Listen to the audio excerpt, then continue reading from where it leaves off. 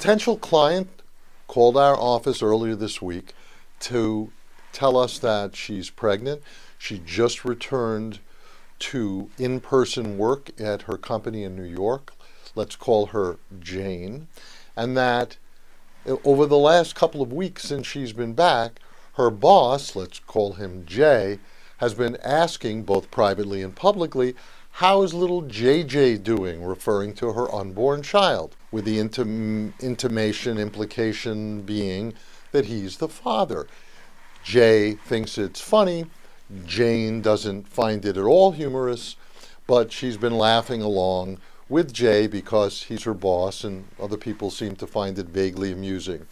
Additionally, her colleagues, probably taking their sign from Jay, have begun asking her all kinds of questions about her pregnancy that they have no business asking, about was it planned, etc. Will she be having a natural or cesarean delivery, etc. None of these questions are questions that Jane wants to answer. While there's no specific federal or New York law that prohibits baby bump touching in the workplace, it's clearly inappropriate, unacceptable, and illegal because it is your body that you have the absolute right to determine who, if anyone, ever gets to touch it. Of course, at work particularly.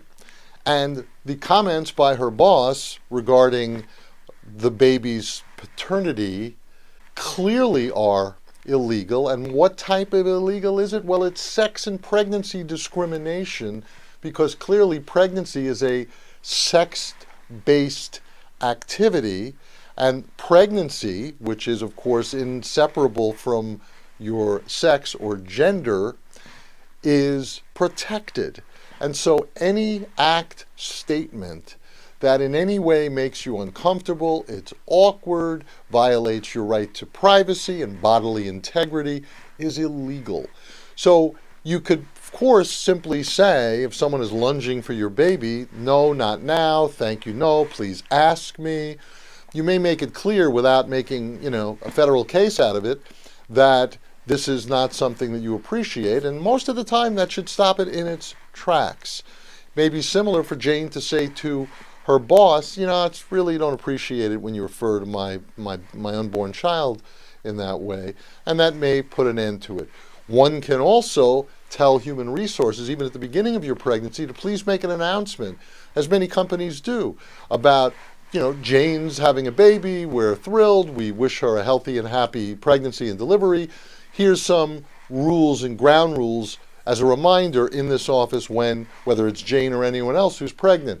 Don't ask this, and there's no touching of her belly, no touching of Jane's belly or anyone else's, whether they're pregnant or not, without explicit permission, and there's really no reason to be touching anyone's baby bump in the workplace. And if it continues after you've made it clear that this is unacceptable to you, it is sex discrimination, verging on sexual harassment, so that you should complain to your company, or at least put these concerns in writing, so that your company can then put a stop to it. And anything that occurs after you've told everyone what your boundaries are, and the company has told them, anything after that is on the company. It's backlash. It may be considered retaliation. And you're not trying to escalate this, but you are trying to get through your 9 months in peace without anyone touching you, without your full consent and permission. I'm Jack Tuckner. I'm a women's rights in the workplace advocate. The firm is Tuckner, Sipser, Weinstock, and Sipser. Any questions at all about your own pregnancy, maternity leave, lactation space, what you're entitled to, please feel free to contact me, call this office, reach out. We will schedule a time to consult in total confidence and free of charge to you. Take care.